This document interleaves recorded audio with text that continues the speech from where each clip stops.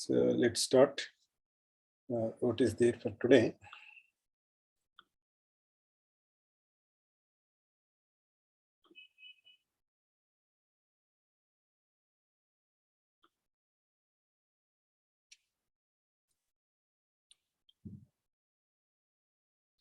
So we'll discuss today mainly linear regression with multiple variables. Of course, we will cover some of the things which we haven't covered during the univariate linear regression. So we will try to understand mathematically what we are doing today. So multivariate linear regression or linear regression with multiple variables.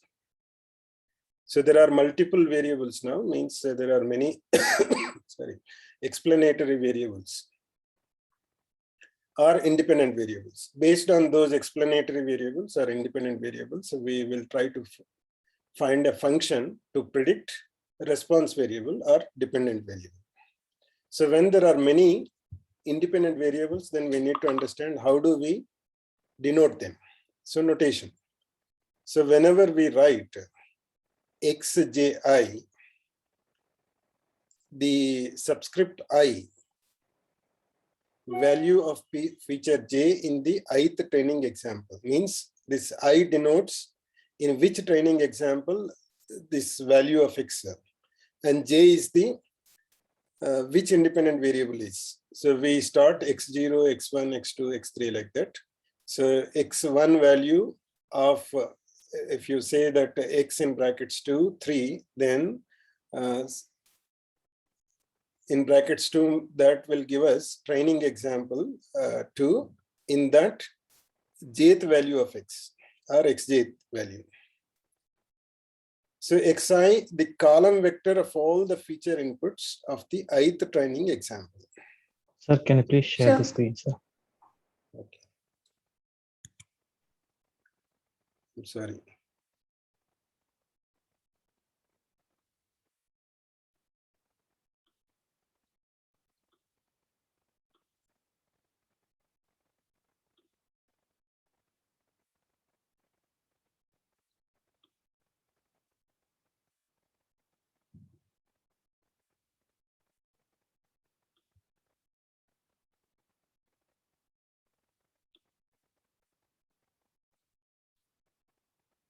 Okay. So this is notation what we use, xji. This ith will tell us the column vector of all the feature inputs of the ith training example.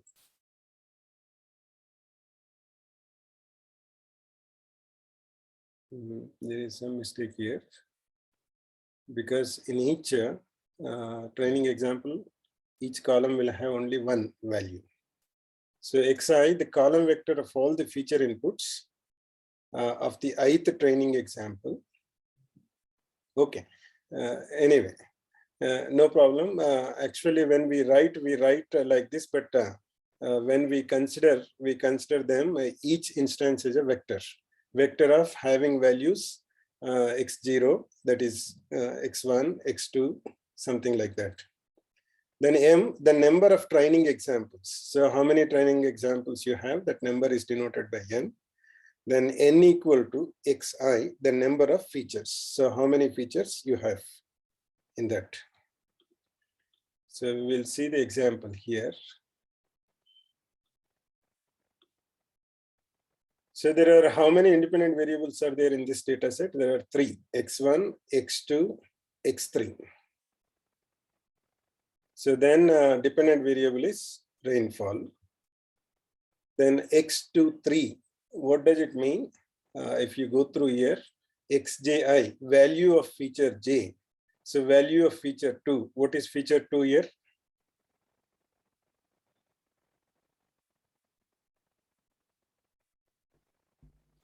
This is humidity.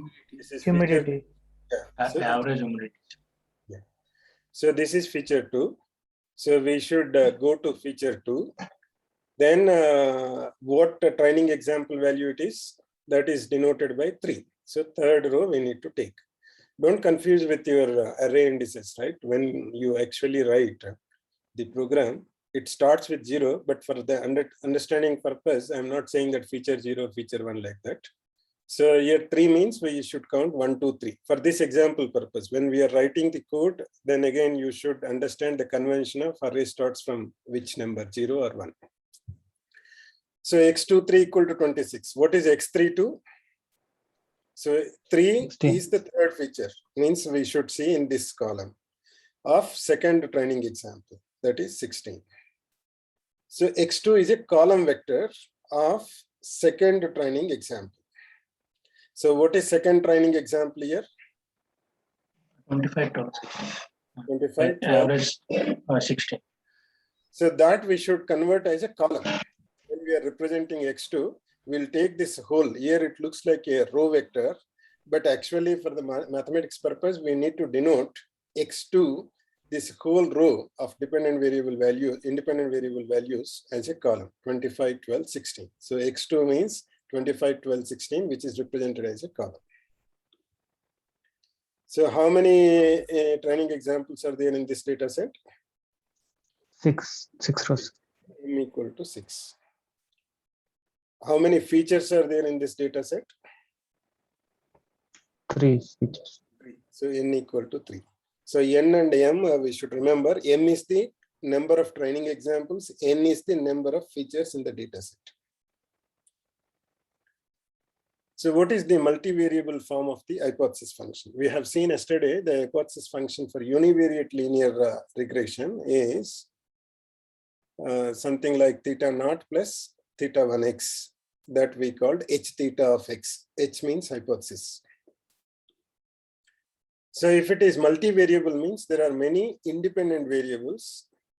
From that we need to find out this y value based on all these x1, x2, x3, xn values. Then the hypothesis function will become the constant term theta naught plus theta 1 x1, some coefficient of x1, then coefficient of x2, theta 2 x2, theta 3 x3, theta n xn.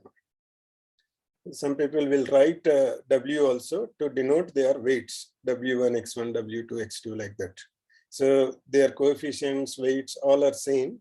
When we finally arrive, they becomes coefficients for each variable. So this yesterday, what is the difference between yesterday and today's univariate and multivariate in hypothesis? More coefficients. X. Earlier we were having only linear, means only you cannot have univariate, means you cannot have more than one variable. So we stopped at x1. Now we are allowing you can have more variables. So if you write h theta x in mathematical notation, simply you write a column vector of weights, theta naught, theta 1, theta n. Then a row vector of weights, then column vector of these feature values, x0, x1, xn. Then we will get, when you multiply, what will you get here? Theta naught, x0, this theta 1, x1. How do you multiply this first? First column and first theta naught x naught plus theta 1 x. So this is written as theta. When you transpose this theta, then what will you get?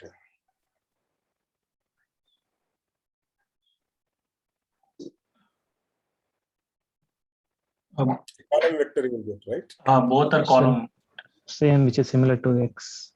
But can you multiply both column vectors? No, sir, we cannot. This x0, x1, xn, these are all values actually. You see, this is not single values here. As we further we will see that when we express, then you will understand more how we will represent. Okay, this x equal to x1 1 1, x2 1 1. So x0 is nothing but this whole value. This x1, x1 2, x1. This is x0 column. Then this is your x2 column, xn column. So your x is actually this x1. Then when you are transposing this theta, theta becomes theta naught, theta 1, theta n. Then hypothesis has a column vector of size m by 1. So you have m training examples, 1 to m, right? And n features x1, x2, xn. Then actually, let's see, the problem is this also should be written as this is actually theta transpose. So we are not writing theta as theta naught, theta 1, theta n. We are writing actually theta as theta naught, theta 1, theta n. You see the right side. The right side is the notion of notation of the theta. Theta is a column vector. When we are showing h theta x, we are showing theta transpose, means this theta, whatever is there right side, that is transposed. Then that is multiplied with this. This is a capital X matrix. So that is multiplied with this capital X. So then you will get it, see, each one will have x0, x1, xn. So how many rows you have? X0 is the all first terms of the x0 values, x1 values, like that, you see. Where x0 I equal to 1 for I belongs to 1 to n.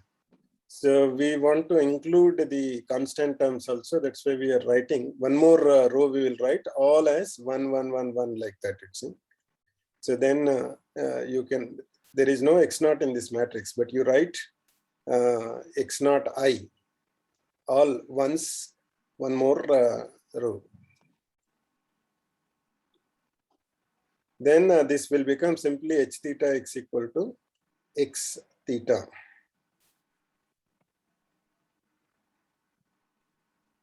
So X will represent a matrix of training examples, Xi, stored row-wise. So we are storing row-wise. X will represent matrix of training examples, Xi, stored row-wise. For the parameter vector theta of type Rn plus 1 or Rn plus 1 by 1. So how many you have thetas? If there are n features, you have n plus 1 thetas, right? Because theta naught you are adding, that is the constant. For each independent variable, 1 theta I will come. So that's why you will have n plus 1. So it is a tuple of n plus 1 values, this theta. Or you can also say that a vector of n plus 1 by 1 dimension. Then what will be the cost function? Once you know this h theta x, then again the cost function is same as we defined earlier. Whatever you get from the hypothesis y value, this is predicted y, h theta xi, minus observed y value in the real data, the whole square. We know that y we need to do whole square on this 2m, these things. So the cost function will not change, it is same. Only the representation of the data in multivariable changes. So because you have many variables, you will get a matrix. Then matrix multiplied by this theta vector. So the vectorized version will become simply this j theta equal to 1 by 2m. Then you can also write x theta, because we said your hypothesis function is simply x theta in new setup. So that's why instead of writing this, we are writing simply x theta minus y transpose x theta minus y. Then you will get this h theta xi minus y whole square of summation I is equal to 1 to m divided by 1 by 2m. So where y denotes the vector of all y values. So y values are also observed values here. Then x theta are predicted values. Then you know that it's a dot product of the vector and it's a transpose will give you the square values. So you can see that it's a even in algebra also they write like this only, vector calculus. So to get the modulus value, they will put under root again. So gradient descent for multiple variables, repeat until convergence. We will use this equation now, theta naught equal to theta naught. Yesterday, whatever we got, the same thing we'll get if you use the gradient descent. Earlier, only 2 variables are there. That's why theta naught, theta 1 were there. Now, you have many variables like n variables, theta naught to theta n will come, but equation is same. Only this x, if it is theta naught, you should get x naughts. What is x naughts? Can anybody remember? One. One, all ones there. Only to write in terms of the x, we are writing x naught, but usually x naught is always one. That is the constant. So when you go to the theta one, the equation is same. This theta one equal to theta one minus, this is same, but multiplication will come with x1. So by remembering one formula, you can remember all the formulas, because only the changes are, if it is theta naught, it should be theta naught minus, and at the end, the multiplication should come with x naught. Similarly, theta n. So in other words, repeat until convergence. This repeat should be simultaneous. You cannot do that theta naught, again theta naught like that, because you are using other thetas also in this. There also should be iterated things from the previous iteration. So that's why you cannot do that, it's a one by one convergence. You should do one iteration, means updating all theta values at one time. Then second iteration, like that, it's. So we need until convergence. What is the meaning of convergence? Until we reach the minimum. So we will say that successive difference is below than what we are expecting, then it is called convergence. There is a different mathematical definition, but I'm not getting into there. For us, repeat until convergence means you see that when you are iterating or updating theta values, at some point of time, the change in the theta after updation is very small. So you decide how much it's small for you. It is relative again. It is relative to the problem. It is relative to the person. So they will say that, okay, somebody may say 0.0001 is the difference for me. It's negligible. Somebody say that, no, that is also important for me. For me, it's something 10 power minus 8 is negligible. Whatever that it's, that limit value, you put that it's successive values. If they don't change much after updating, then it is called converging.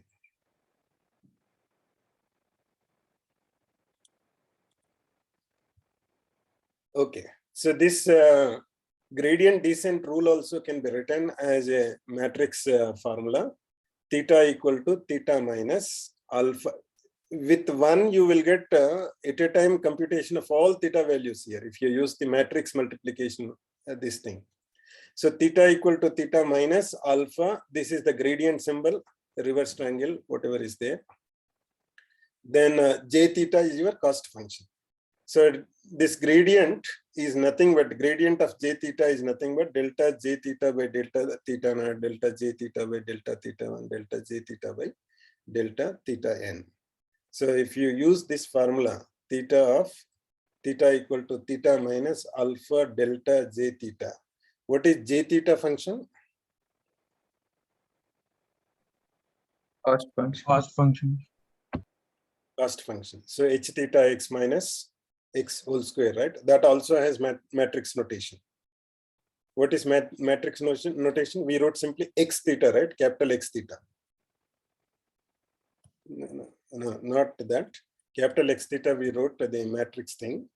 So your j theta this is 1 by 2m. This is the matrix notation. 1 by 2m x theta minus y observed transpose x theta minus y observed. So this is your j theta. So this we need to partially differentiate with respect to each theta variable. So that is your gradient of j theta. So now the vectorized version is the jth component of the gradient is the summation of the product of two terms. So this delta j theta by delta theta j equal to 1 by m, I is equal to 1 to m, h theta xi minus yi multiplied with this xji. So that you can further simplify this 1 by m, I is equal to 1 to m, xji, h theta xi minus yi. So only they are readjusting the terms, nothing done more here. So sometimes the summation of the product of two terms can be expressed as the product of two vectors. So here xji for I is equal to 1 to m represents the m elements of the jth column xj of the training set x. So what is xji? It is said here for I is equal to 1 to n. Xji represents the m elements of the jth column, xj of the training set x. The other term h theta xi minus yi is the vector of the deviations between the predictions h theta xi and the true values yi. So rewriting the delta j theta by delta theta j, we will have xj transpose. This thing we are writing now in matrix notation. This whole thing is x theta minus y. So this xj, that's why they put xji in the beginning. So xji transpose x theta minus y exactly will give you this summation.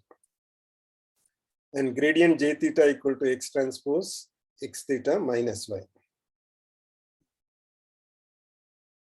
So gradient descent rule in matrix notation is theta equal to theta minus alpha 1 by m x transpose x theta minus y.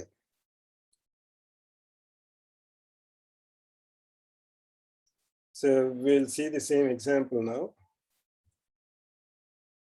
Theta equal to theta minus alpha by x, your x matrix. This, what is this alpha? Anybody remember? Learning rate. Learning rate. So then learning rate, what is 6?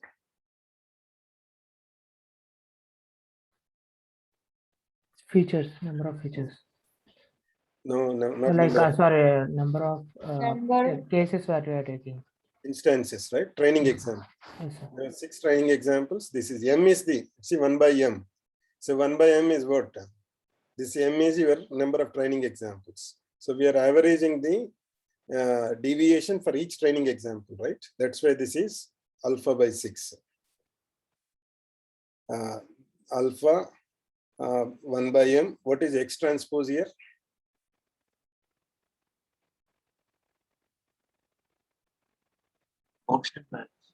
This is X matrix. The first one at the right side, the first matrix, first table, whatever is there, that is the capital X. So then if you transpose, what will you get? Forget about the Y, right? Y will come right side. Y we won't do now.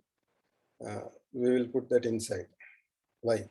But this is X transpose. What is X matrix? This is your X matrix.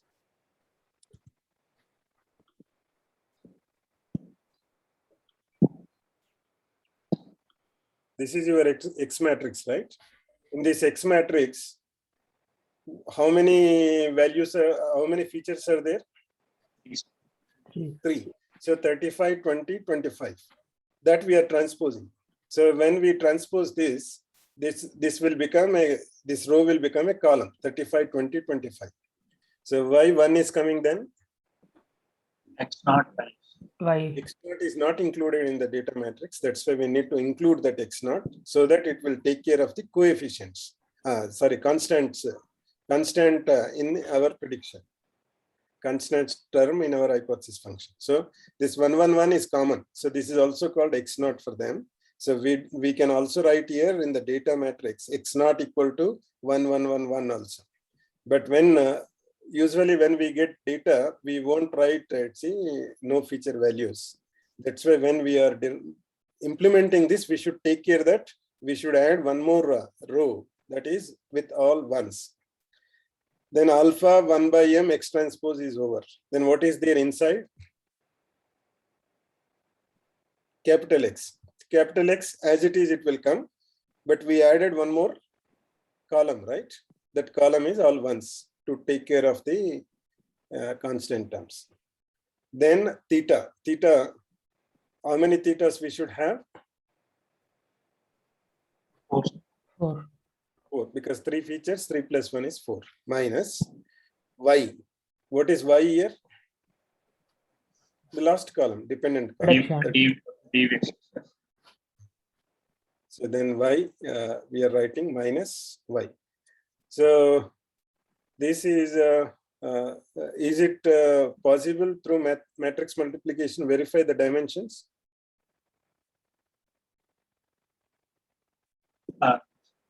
X into theta. 4 Okay. plus 1. Inside a dimension should match, right? What is the dimension of this x? 6 by 4.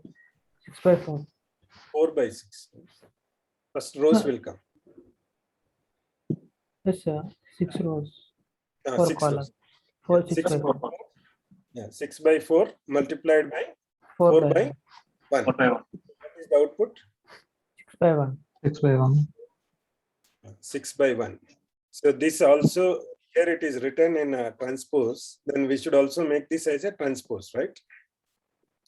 This 40, 30, 28, 25. You cannot just remove from column vector, you are getting column vector here. 6 by 4 multiplied by 4 by 1. 6 by 1 will 4 by 1. So what is the resultant matrix? 6 by 1. 6 by 1. Sir. 6 by 1. Means 6 rows you have, right? 6 by 1 means. Yes, sir. Yes, sir. 6 plus 1 column. So here you should write this by transpose. But you remember it, see, our original notation, each feature values we are denoting with a column. That's why they wrote Y. See, if you go back here, okay, I need to stop this annotation.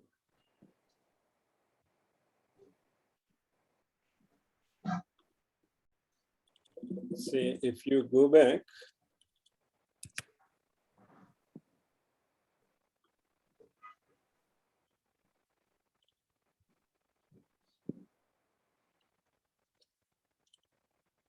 we said it's each feature values are represented in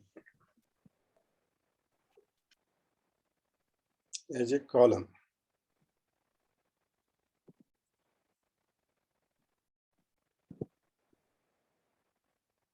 See, what is your notation here? X2 means 25, 12, 6, 16.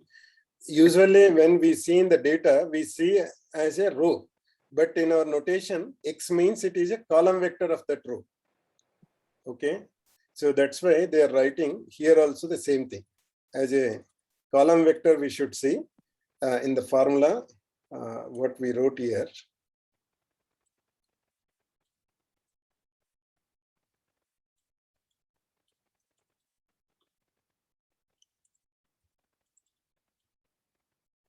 Okay, so this Y is a column vector.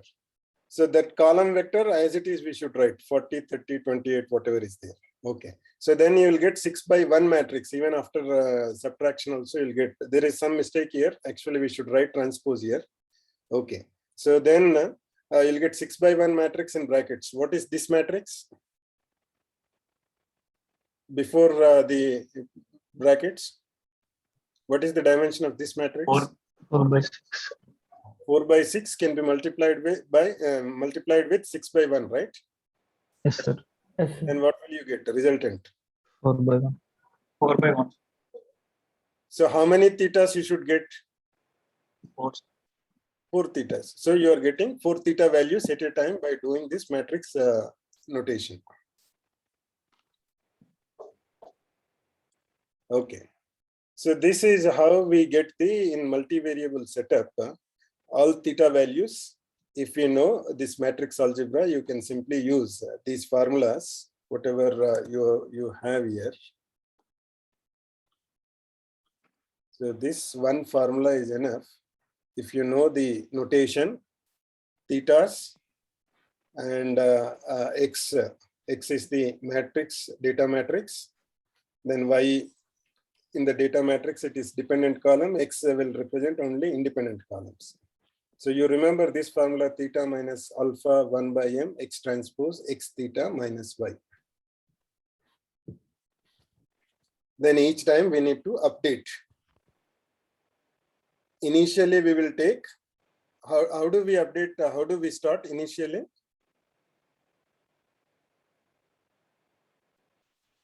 These theta values, because it is updation formula, right? We will take a random theta value. Random values. Usually people will take with zeros, then they start.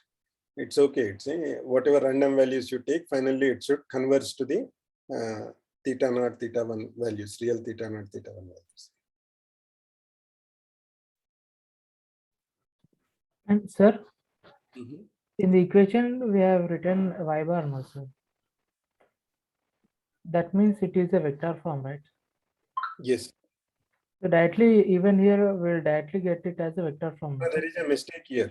Yeah, This also should be written as column only, yes, because sir. our notation, original notation is this is a column, y Yes, sir. values. Yes, sir. Yeah, even that's what, even in the equation you have written a y bar. I mean the vector form. Vector form is n cross 1. Yes, the y bar only we should write. So we made a mistake. Like x's, we converted this, but only x should be converted as column vectors, but not y vector, right? So that is a mistake here. I need to correct this. This should come as a column vector only. Then only this matrix multiplication is possible.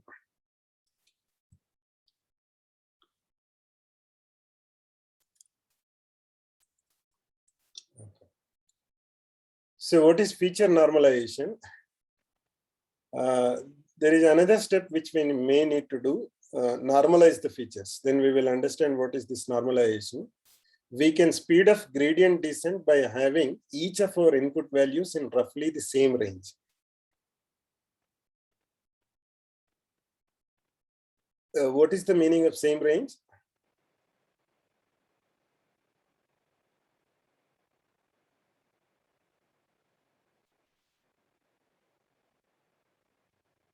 So what happens, let's say, if you want to take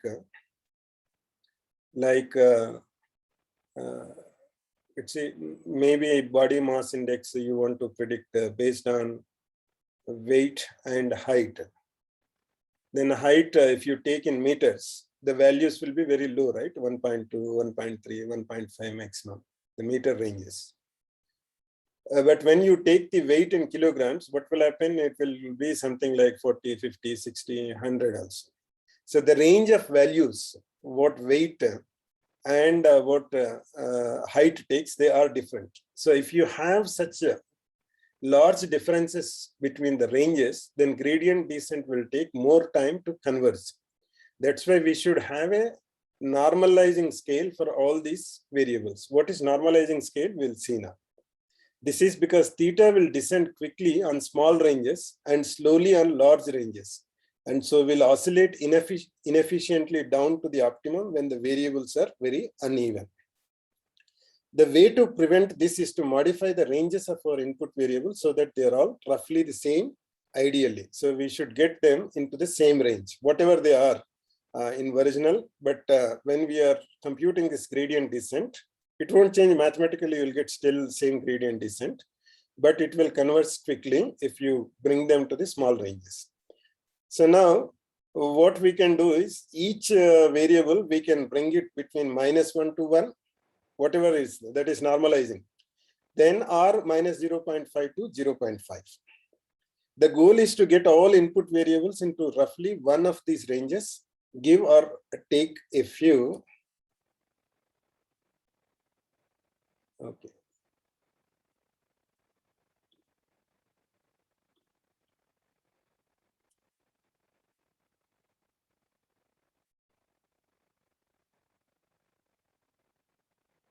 So what we are doing is we are rescaling our variables. So it might be varying between 0 to 100, but all values we readjust with the same ratios between 0 and 1. That is one ratio based. Or else statistical based, there is standardized values are there, or normal values they are called. Those two techniques we will see that it's how do we normalize them. Feature scaling and mean normalization. So feature scaling involves dividing the input values by the range, that is the maximum value minus the minimum value of the input variable, resulting in a new range of just 1. So it will become 0 to 1. So if you take this, feature scaling involves dividing the input values by the range, dividing the input values by the range, that is the maximum value minus the minimum value of the input variable, resulting in a new range of just 1. This is one way of doing things. We'll take examples and see. Mean normalization involves subtracting the average value for an input variable from the values for that input variable, resulting in a new average value for the input variable of just 0. So to implement both techniques, adjust your input value as shown in this formula. This is the mean normalization. Xi equal to Xi minus mu I by Si. Si is the standard deviation of that feature values. Mu I is the mean values of that feature values. So from take each value and subtract the mean, then divide by standard deviation, then you will get new values. They are always between -1 to 1. So Xi minus mu I by Si. No, they are always between 0 and 1. So why they are always between 0 and 1? They can be -1 to, because mean can be anything. So mean is middle value, right? Mostly. Yes, sir. It is not median, but middle of the values you will get mean. Then sometimes your Xi values are less than mean. Sometimes your Xi values are greater than mean. So it may result minus values. It may result plus values or negative values and positive values. But it won't go less than -1. Greater than 1. That is the advantage which we get from the statistics. So Xi equal to Xi minus mu I by Si, where mu I is the average of all the values for feature I, and Si is the range of values, max minus min, or Si is the standard deviation. So if you want to just scale you take simply max minus minimum in Si in feature scaling case. In other scaling case, you will take as a standard deviation. So it is always between -1 to 1.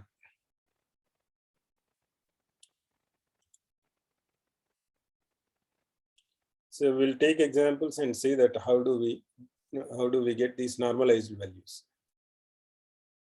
So there are two. This Si only will change. Si in one case it is maximum and minus minimum, or in other case it is simply by using standard deviation. In your Python there is, whenever a list is given, you will get mean, standard deviation, all those values. Get standard deviation for those set of values. Then the numerator is same for both the formulas.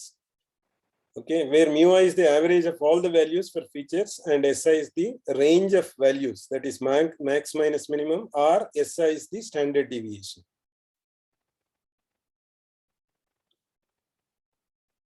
Okay, then what is the mean of X1? It is computed here 28.6. How you got this mean? In Python package, if you provide this as a list, then list.mean or np numpy arrays.mean, you will get this. But in usual statistics, add up all those X1 values, divide by 6. Here, the total number of instances are 6. So then you will get mean. So mean you are getting for X1 this, X2 is this, X3 equal to this. Then what is standard deviation? Again, this is by statistical formula. There is a formula X minus Xi whole square by standard deviation. Anybody remember variance and standard deviation formulas? If you get variance, then you will get standard deviation, right? Standard deviation is square root of the variance. So what is variance? Sigma of X minus Xi whole square, or Xi minus mu. Each time you should remove that mu, then whole square it, sum up, again divide by the total number of data points. Then you will get the variance. So for variance, you are squaring. To bring it down, you are magnifying in variance. To bring it down, they called another word standard deviation. So they take square root of that. But anyway, that is statistics. But if you don't remember, you can simply use your Python packages to get the standard deviation. Whenever you provide a list, you will get a standard deviation. Then range. Range is a simple formula, that is max minus minimum. What is max in the X1 features? 40 is max. What is 50. 15. So 40 minus 15 is 20. Okay. So this is, then once you get this mean normalization. So what is mean normalization? This Si, you should substitute standard deviation for mean normalization. So if you substitute for each of these values, 35 minus mu I divided by 10.13 will result into this 0.625. Similarly, for this value also, use the same formulas here. Then feature scaling. you use, instead of this standard deviation SI, range SI you use. So you are multiplying with, you are dividing with 25. So when you are dividing 10, you are getting 0.62. This 25 is bigger, so you are getting still smaller values here. So these two methods can be taken. So mostly people will use the statistics-based normalization, that is mean normalization, but this is also okay. Both will not disturb our theta naught, theta 1 values to, let's say, the way of we find whether you use this mean normalization or whether you use feature scaling or whether you don't use any, you still get the same theta naught, theta 1, theta 2 values. The only difference is the convergence is faster if you use these feature scalings. So coming to the how to apply this gradient descent, then there are some tips. Debugging gradient descent, make a plot with the number of iterations on the x-axis, see that whether you are getting each iteration is bringing you closer values to the approximation or not. Now plot the cost function j theta over the number of iterations of gradient descent. Then you plot your j theta for each iteration. Then if j theta ever increases, then you probably need to decrease a. So this is alpha actually, not a. So you need to decrease your learning parameter if you are not getting close to the it's whatever minimum. So if j theta ever increases, actually your iterations to reduce the cost function, right? So cost should become 0 or cost should become minimum.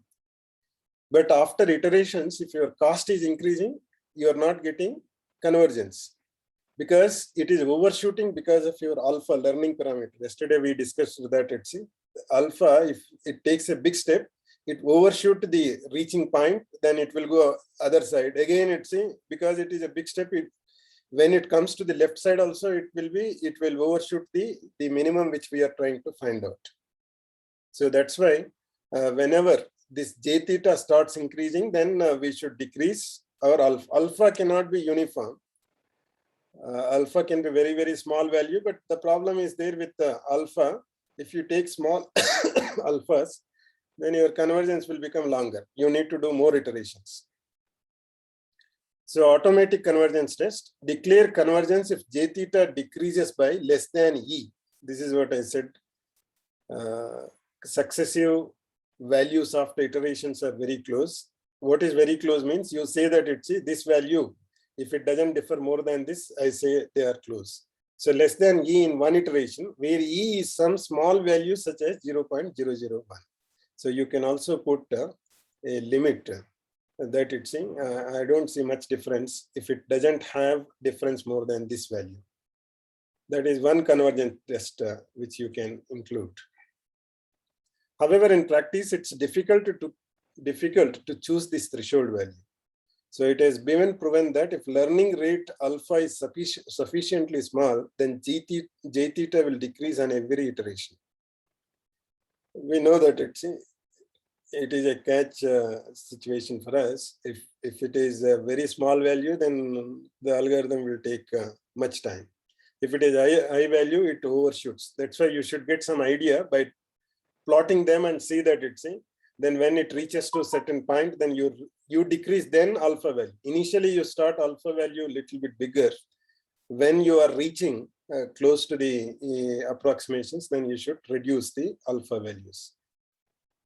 So Andrew Nagy recommends decreasing alpha by multiples of 3. So whenever you decrease initially if you take 0.001, next time when you decrease with 10 divided by 10 power 3, means add another 3 zeros before this one. So that is one advice is given. It is not a hard and fast rule. It's one advice is given. So features and polynomial regression. So is it good enough to fit some data only with linear prediction?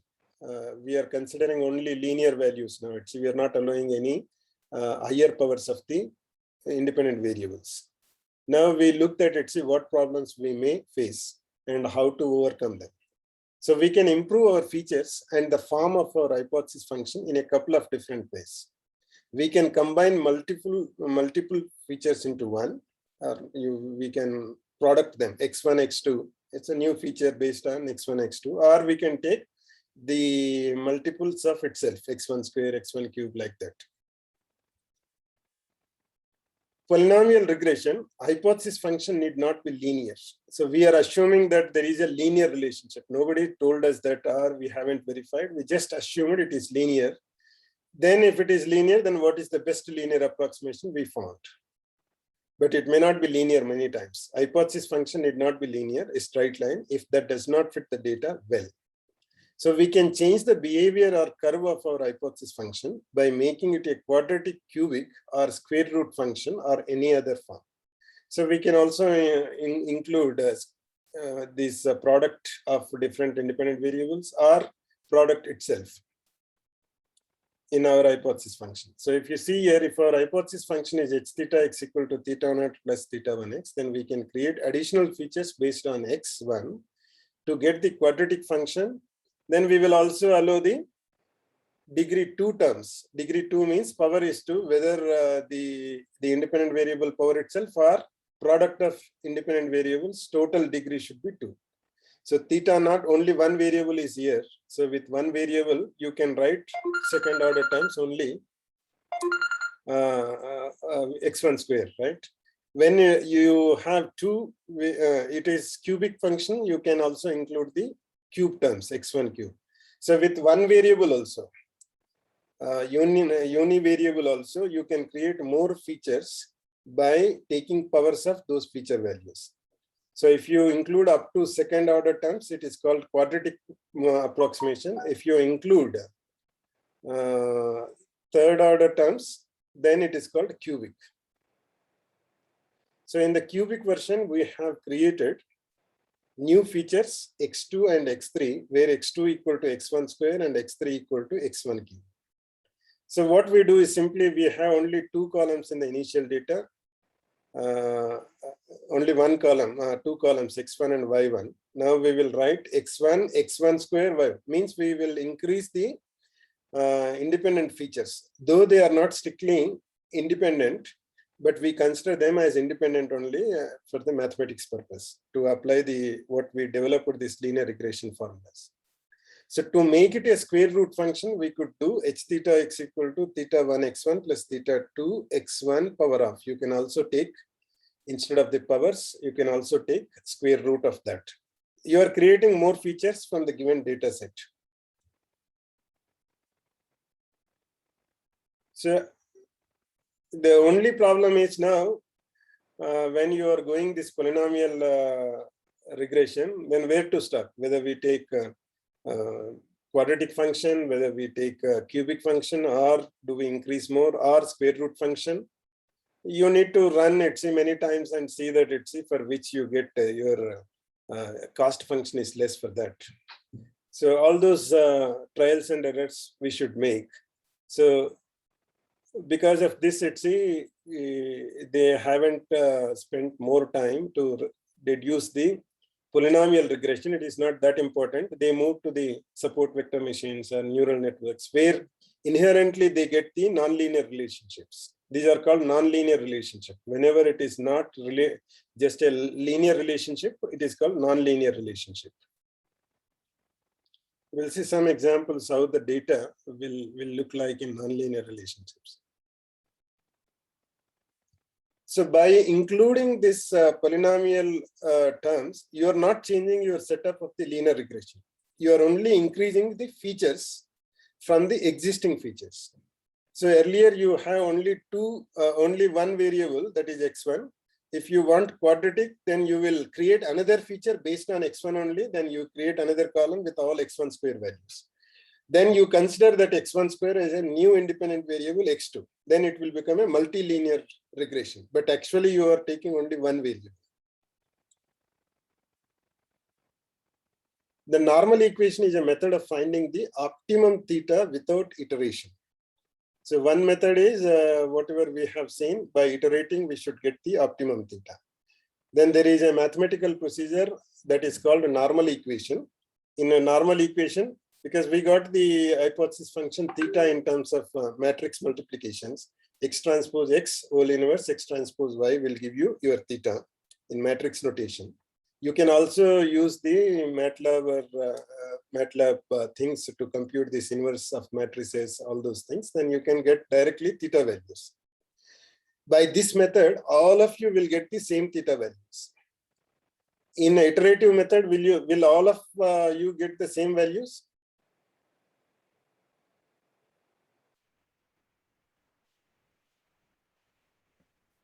In It iterative depends method, on alpha, sir. it depends on alpha, not only alpha, initial values also, right? Different people may start with the different initial values. The random values you are taking, theta naught, theta 1, theta 2 initially. Yes, sir.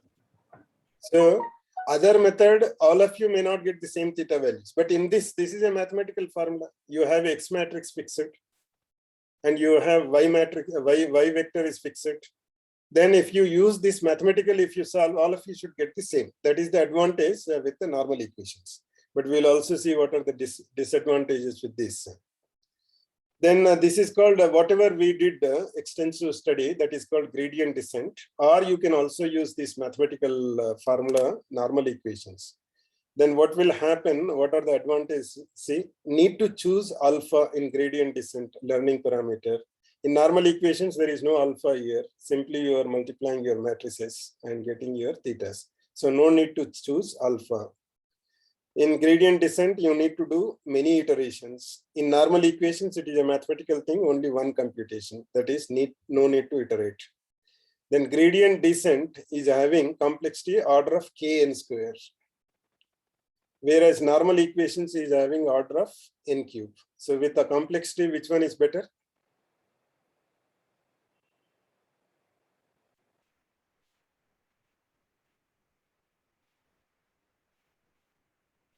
Order of n square is better or order of n cube is better? N square. So that's why people are using gradient descent more than this. There is also a problem if you want to use, all matrices are not invertible. Some matrices, so this formula may not work. So if your data matrix, whatever you get, if that is not invertible, do you know that there are singular matrices for which determinant equal to 0, then there is no inverse for that matrix. Do you remember that? Yes, sir. Yes, sir. So if it is not invertible, then this formula doesn't work. That is also a problem. Why people use this gradient descent. But if it is invertible also, then also it is highly complex, this normal equations. Why it is n cube, can you see here? This formula and see why you are getting n cube here, a complexity. Forget about this y, that is a final m values are there, you will multiply this vector, right? But your m, for m instances, how many times you are multiplying this x here? 3 x's you can see here, right? Whether they are inverse, all those things. Even to find inverse, again, you need to find out determinants. That is again n square. So multiply is just n square this is. To find the inverse also n square. Then again you need to multiply with another x. So it is coming n cube. So what is formula for gradient descent methods?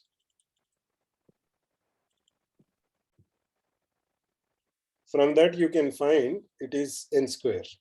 So in gradient descent methods, how many times you are multiplying here x's? You see it's this circled one. Four.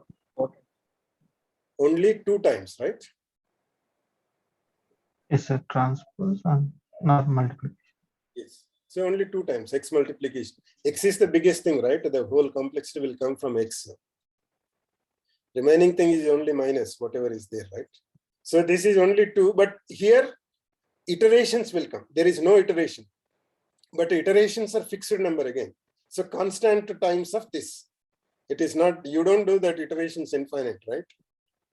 whatever that 1000, 2000, 3000, whatever that. So that's why it is some constant time of n square.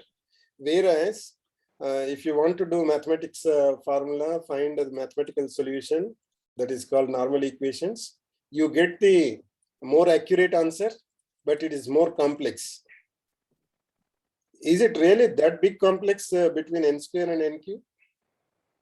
Do we need to give that importance for n square and n cube?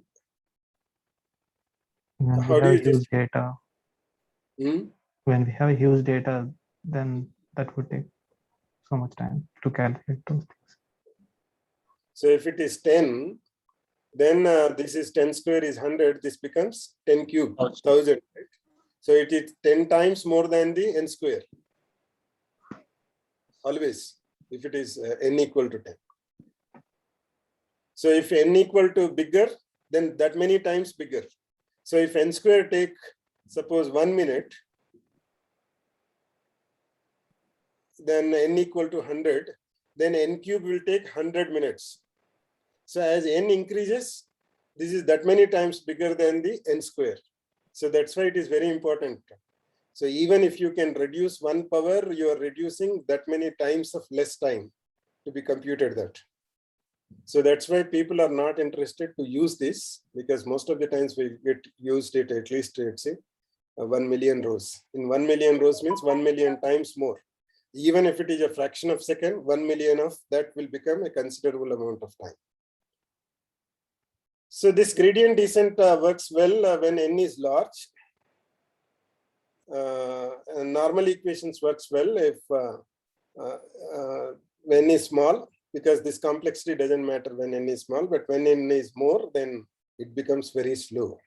So with the normal equation, computing the inversion as complexity order of n cube.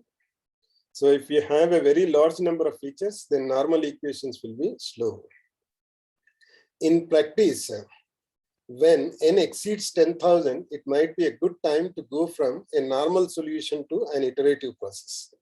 So some suggestion is given, if it is more than 10,000, don't try to get the normal equations by using mathematical formulas. Other problems are there. X transpose X may be non-invertible. That is also a problem. The common causes are for this normal equation, so there are disadvantages. Redundant features, where two features are very closely related, they are linearly dependent, then the rank will become less, so that they become non-invertible. That is also a problem. I'm not getting into that mathematical discussion now. So whenever the determinant 0 means the rank is less than the matrix dimension. When it becomes, if two rows are linearly dependent, then the rank will become 4. Then you cannot get the invertible. Too many features, m less than or equal to n, your number of instances is small and the number of features are more. In this case also, your rank will become 4. In this case, delete some features or use regularization. This we'll discuss when we discuss about the regularization. So when you have less number of feature instances than the number of, means if you have more number of features, you should use regularization. Solutions, you should reduce actually number of features which are not useful for us. Solutions to the above problem include deleting a feature that is linearly dependent with another, or deleting one or more features when there are too many features. So nonlinear regression problem, if data is like this, whatever line you take, it won't be close to the many of the points. That is the problem. Then you may need to use the polynomial regression or quadratic regression in this case. So if you use x square terms, then you may get this type of approximation. This is the, what is the quadratic equation form? Line form is y equal to mx plus c, right? What is the quadratic equation form?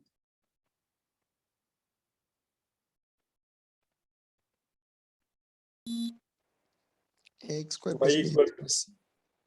what is this in geometry? X Parabola. Parabola. What is equation of parabola? Y equals to x square, sir. If it 4x. is symmetric with y-axis. Yeah, y equal to x square term should be there. So something like ax square, whatever that it's, or theta 1 square, like that it's. So If you take them, then you may get this. That's why we immediately need to see that are there linear relationships for the dependent variable with the existing variables. In your project also, I wrote that whenever you get the data, take each feature, see whether it is whether there is a linear relationship between that feature and the dependent variable or dependent feature, response variable. That you need to see. If they are not linearly close, then there is no meaning of fitting linear regression. So least squares, there is no solution to the system. So we try to fit the data as good as possible. So let W be the best fit solution to XW equal to Y. We'll try to minimize the error E, Y minus XW. We are just summarizing what we did. Then whatever error comes, they are called residuals. We take the square of this error. So the objective is JW equal to mod E square, that is Y minus XW whole square. This we are trying to reduce these errors. Minimization, so our problem is W dot maximum of W, these weights, W is nothing but theta naught theta ones. So change your or vary your theta naught theta ones and get the cost function less. So that this cost function is Y minus XW whole square.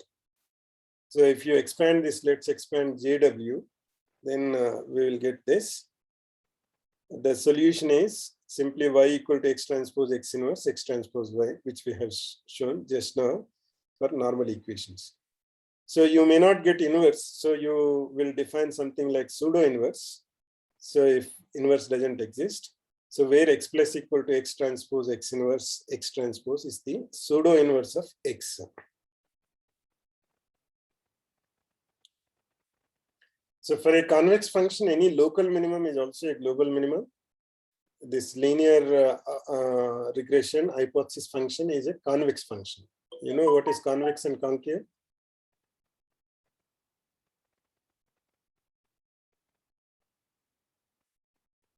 You might have studied it, right, in physics, concave lens, convex lenses. Yes, sir. Even What about it? Yeah. So there is only one minimum, right?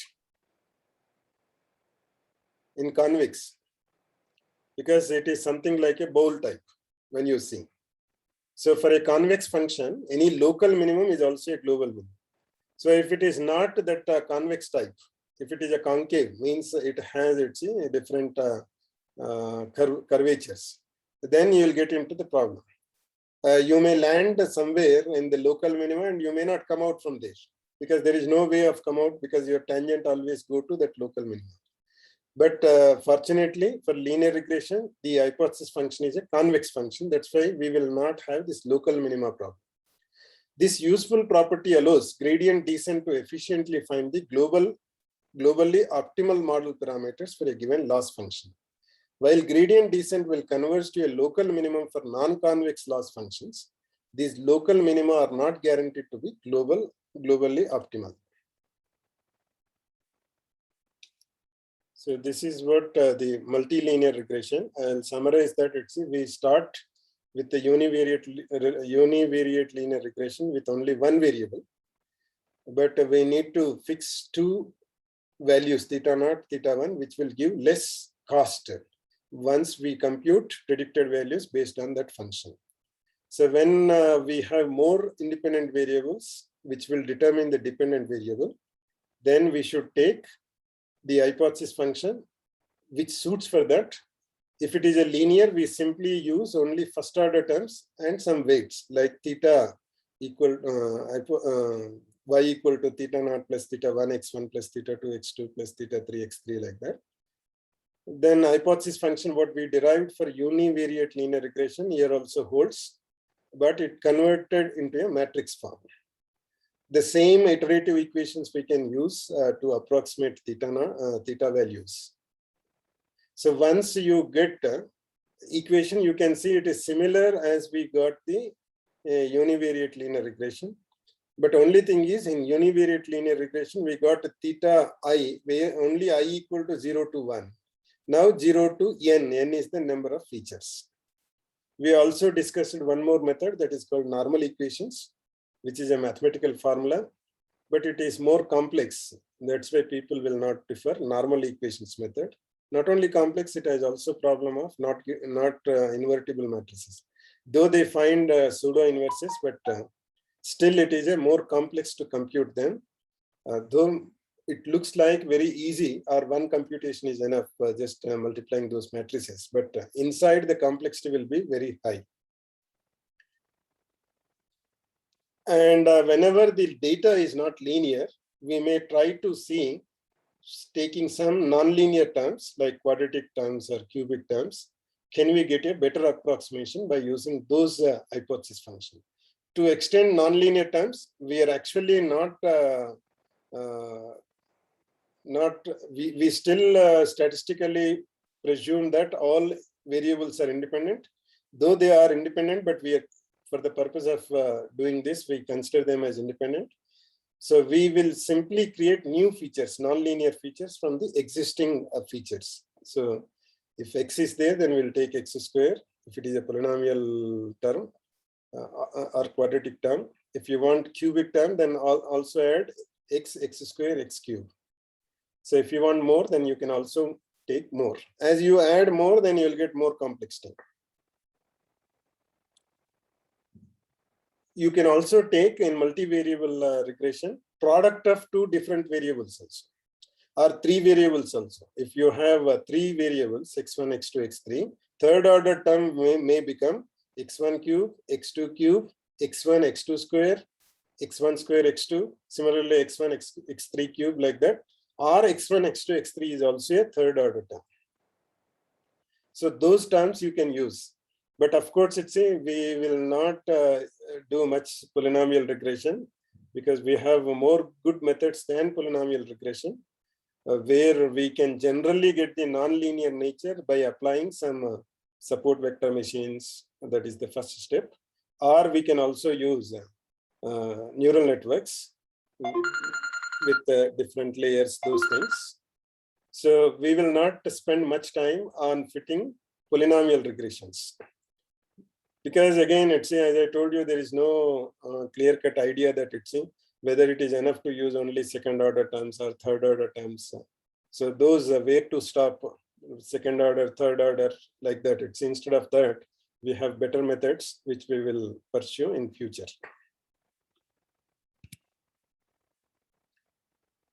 So I'll stop it here.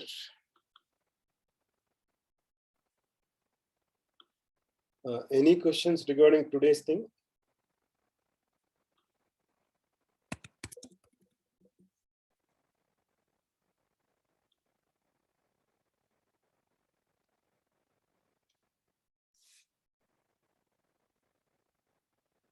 We will discuss regularization at more length after logistic regression. Regularization is same for linear regression and logistic regression.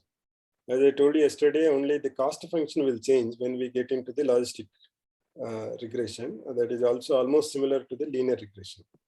For both of them, or even for neural networks, or even for SVMs, we need to use the regularization. So regularization we will discuss for all these at a time.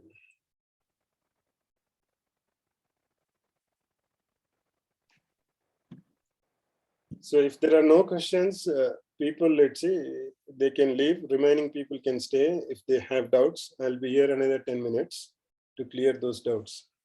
So if you want to study, that is up to you. So you can, officially this class is over.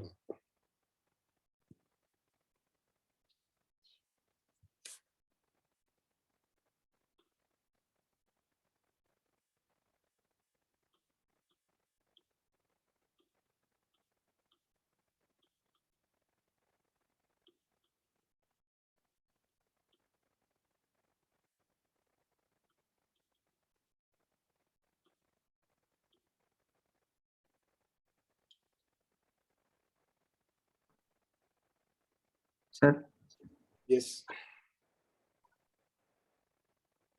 sir, how can we know that we have to fit the polynomial regression instead of linear regression, sir? So one way is plot the data and see that that is possible for the one variable. If there are many variables, again, that is a problem. So you may need to try and see that whether you are getting a good approximation or not. In case of multiple variables. Multilinear regression. Yes. So using higher order terms, you are converting that into multilinear regression. That's all. So because x1, another feature you are creating as x1 square, right? You use the same formula still. So you think x2 as independent, though it is not independent, so that you can apply this same formula, multilinear regression formula. So as I told you, people will not use much this polynomial regression because they found other methods to get the nonlinear nature of the data. So that itself it won't tell you exactly whether it used cubic terms or polynomial terms in when you move to the support vector machines or neural networks. Something will happen, but they'll catch the nonlinear nature.